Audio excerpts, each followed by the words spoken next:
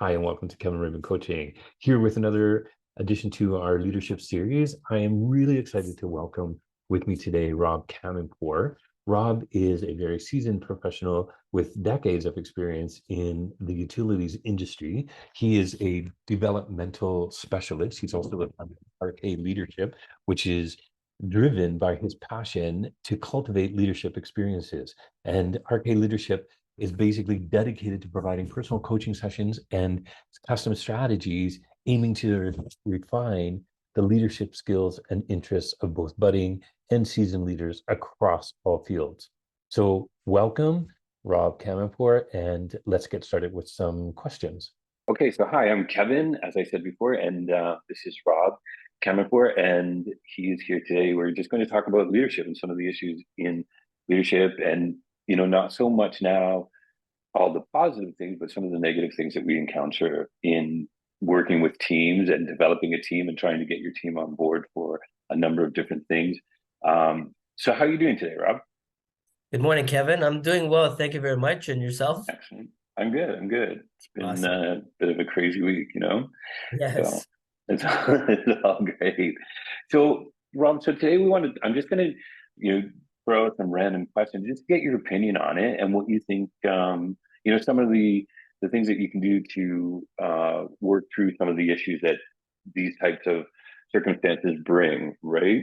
Uh, so one of the biggest things that I found, not I guess not the biggest thing, but something that's pretty common among some of the people that I've been speaking to recently is finding that they're working in teams that where not all the team members are on the same level of commitment, I guess you would say, right? So they're not always working for the common goal, and some of them are almost like working for themselves for their own purpose of promotion and advancement, and not really what they're doing does not really contribute to the kind of goal of the entire team, right? To get to the results that they want to get. So what what are your thoughts on that? And what kind of things would you suggest would be helpful in, addressing that issue with those types of team members?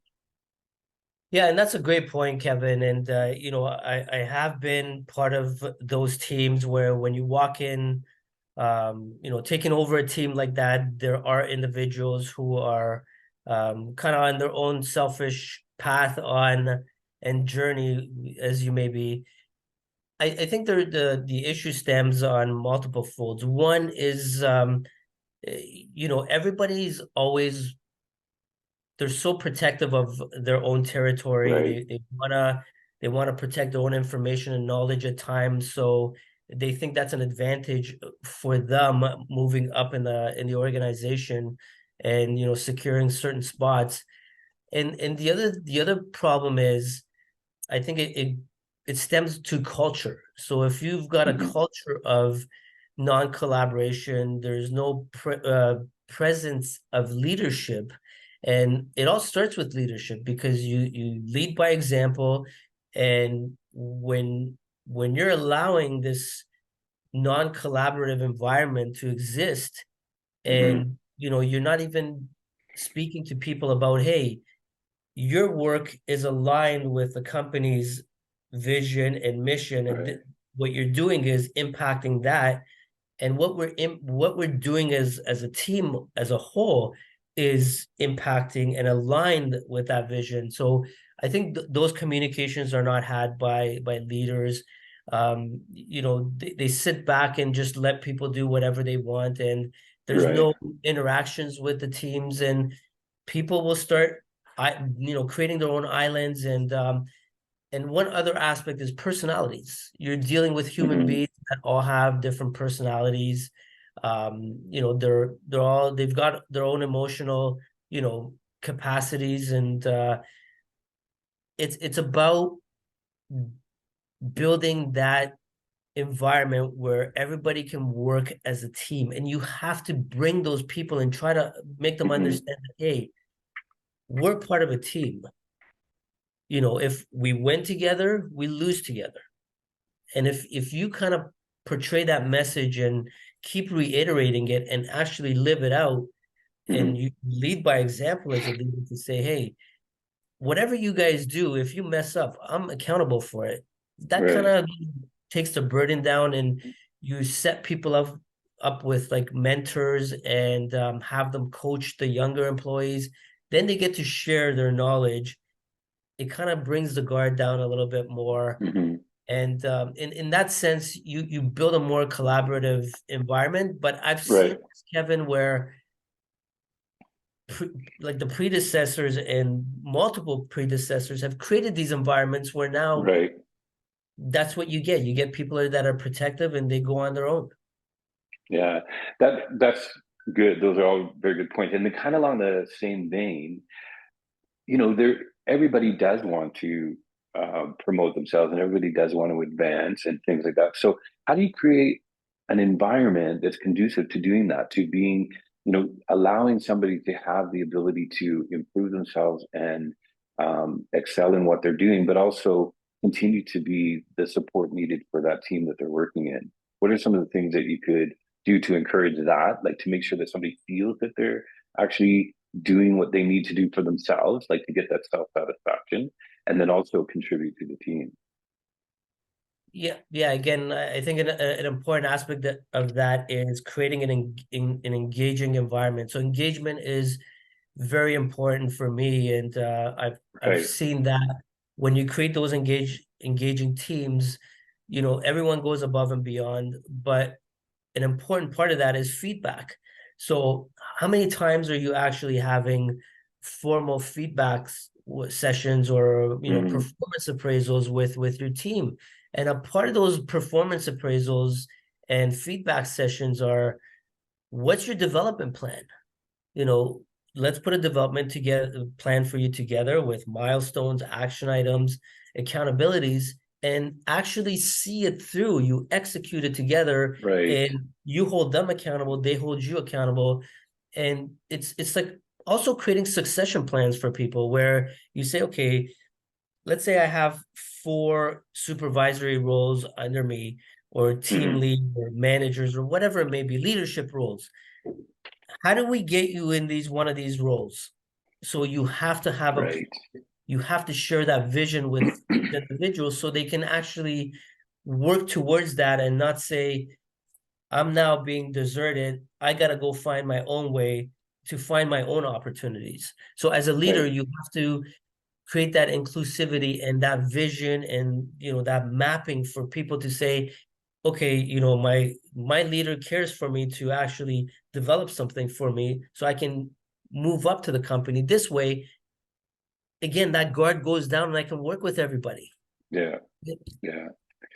Yeah. And that kind of led into my next question, which was, like the fear of engagement. And then, so basically what you're saying is that, you know, it's created by a lack of trust and inability to express yourself freely and to be able to open up and you know express what you want to do, and then also for the team leader to produce and have a productive environment that's going to allow people to grow and empower them to make decisions, and also That's make right. mistakes, right, and learn from their mistakes, but also know that there is somewhere for them to go afterwards or during, right?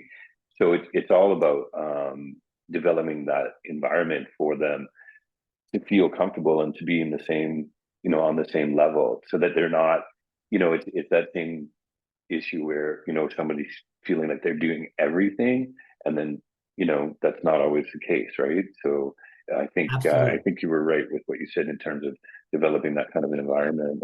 That's good. Um, one of the other things that I wanted to talk about was, um, I guess it was more the unwillingness for peer to peer accountability. Mhm. So where the team members are not holding each other accountable, or um, you're not like it not maybe it's not necessarily your specific team that we're talking about, but a team in another department or another area, and nobody's willing to make that step to hold them accountable for what is needed for them to be done to come forward to bring you to completion, right? So how do you deal with that kind of thing, where people are actually, not willing to express their concerns about somebody else not holding up their end of the Yeah. deal. And again, that's a good point, Kevin, that you brought up. And for me, that goes back again to enabling and empowering your team members to do that. So if you've created that environment again within your Mhm. teams where people are enabled to make certain decisions, take certain risks because you've extended that rope to say, hey, there's certain things you need to learn to make a decision on if you want to become a leader one day or if you want Right. to move up or whatever. And it builds their confidence and it builds, a lot of communication skills, how to deal with each other, interact with each other. So if they're comfortable interacting and holding their peers within the same team accountable, it also enables them and it empowers them to do that externally to the other lines of businesses to say, hey, this was our timeline. Why did you Mhm. not meet it? And one of the things that I said in my expectations is, you deal with certain situations yourself. If Right. you need to escalate it to me, that's the second level. But at the Mhm. first try, you're going to try to resolve that issue yourself because you're going to learn how to do conflict management, Right. dealing with people, again, making certain decisions. You have leverage to do that. And again, once you enable people, they learn. Mhm.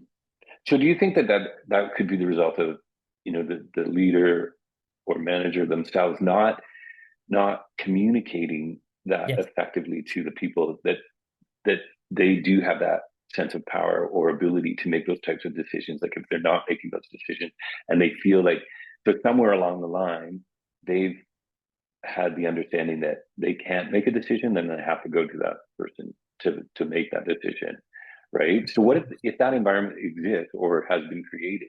How do you change that?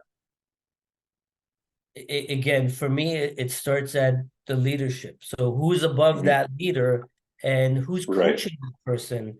What training are they getting? I don't expect for a new leader to know or understand everything.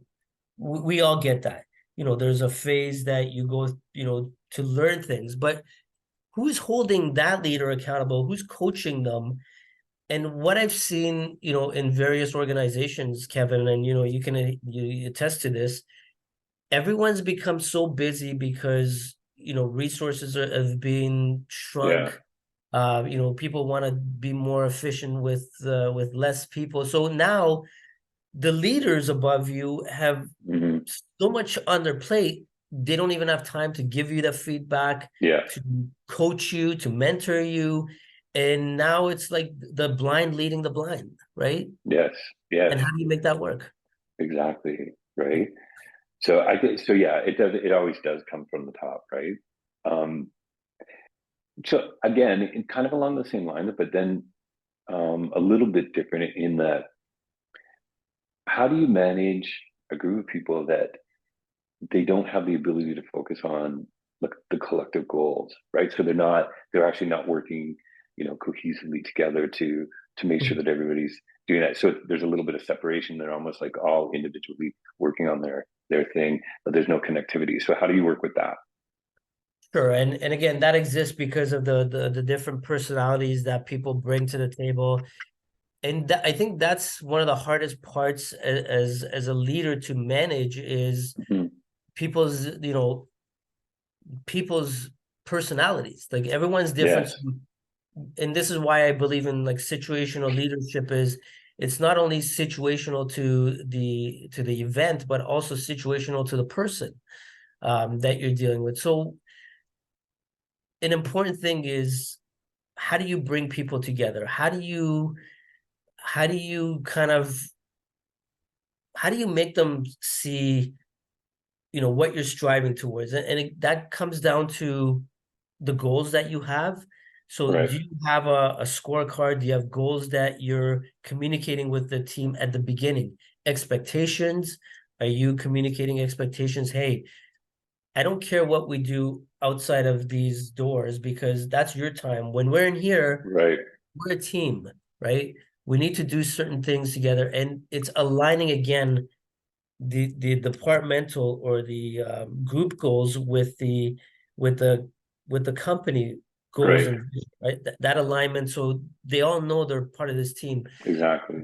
The other thing I find that's helpful, again, going back to the engagement piece, I love the team development activities.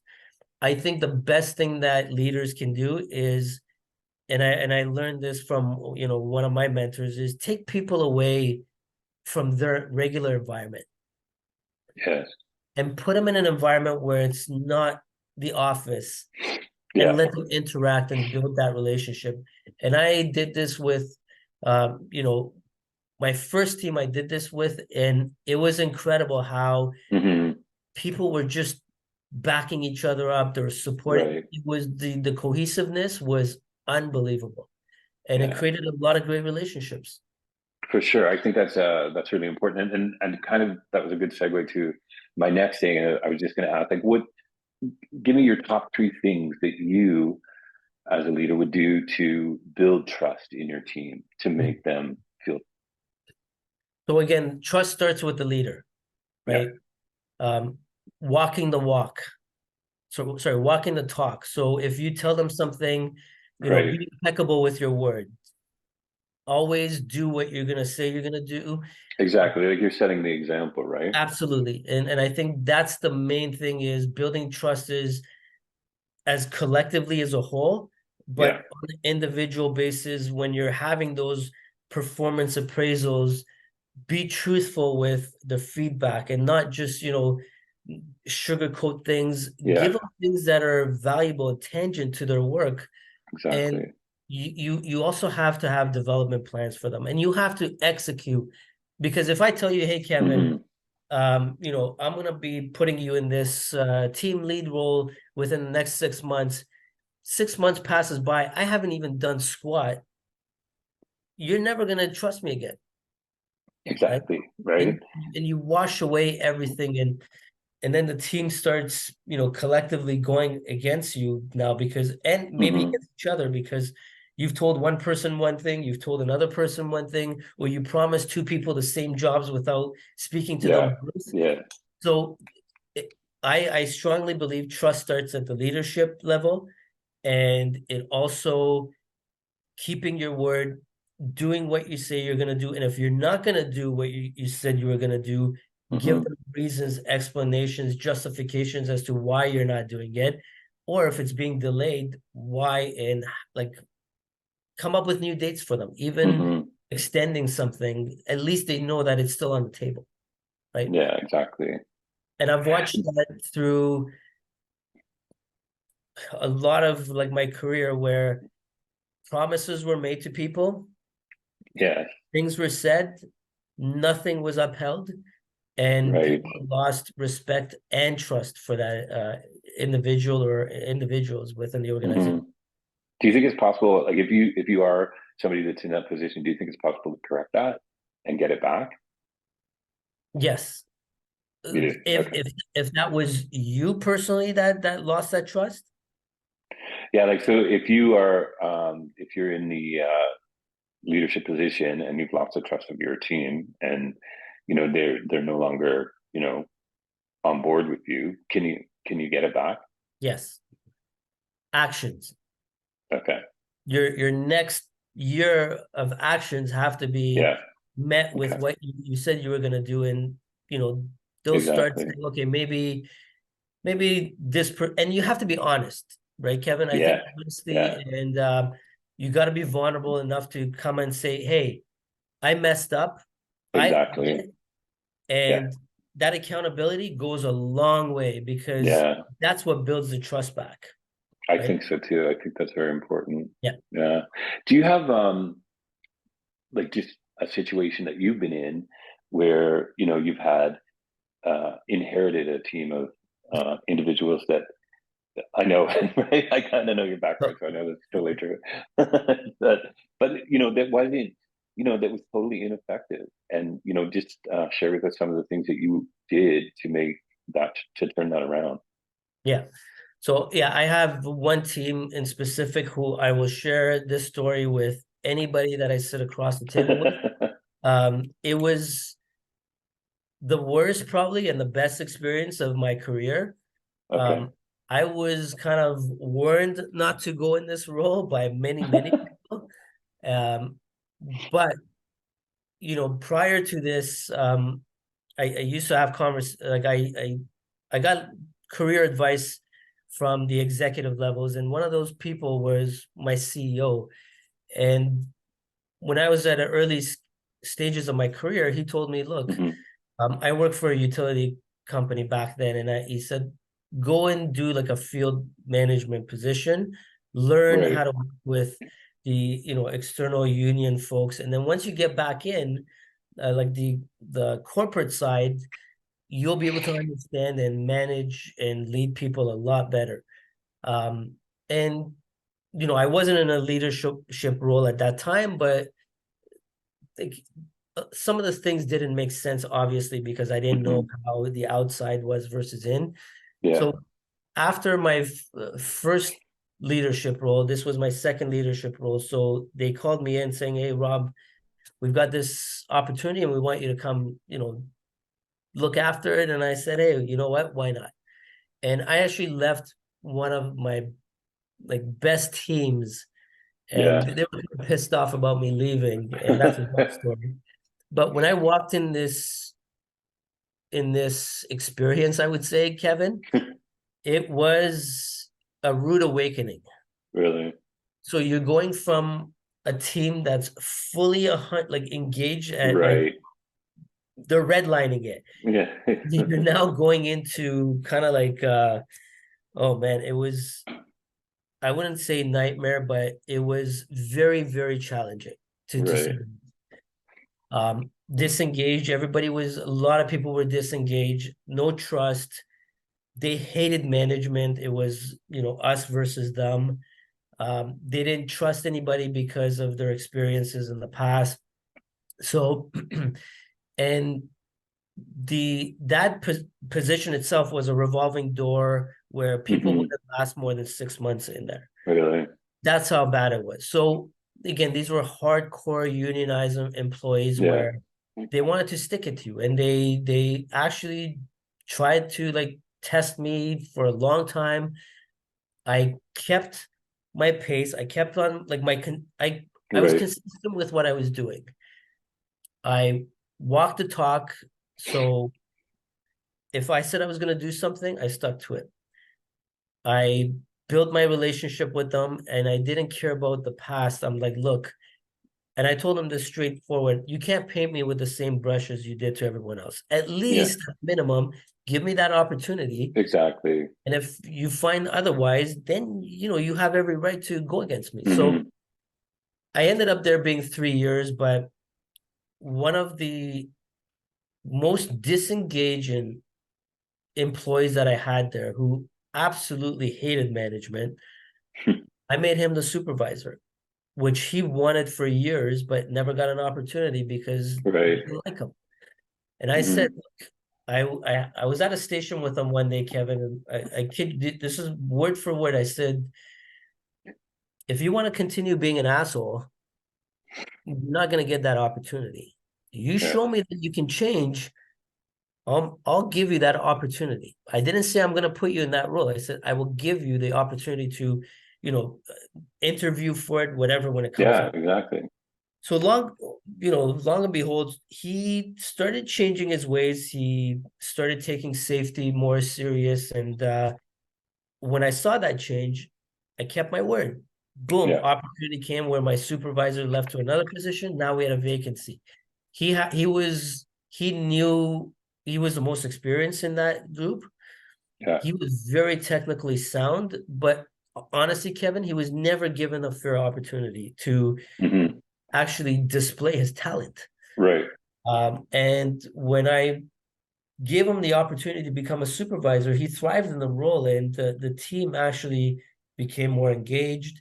Um, you know, no safety incidences, like Yeah. a lot of improve. Our engagement went up. Um, I had 3 teams at the time, and I had to do the same thing for 3 teams. And the best part of it was being able to connect with these individuals on a on a human level where Hmm. they actually trusted me to sit in front of me and break down and Right. talk to me about their personal issues. Exactly. Right. Which is key. Like that's important. Yeah, So that's, I mean, that's a perfect example of how you build that and how you get it.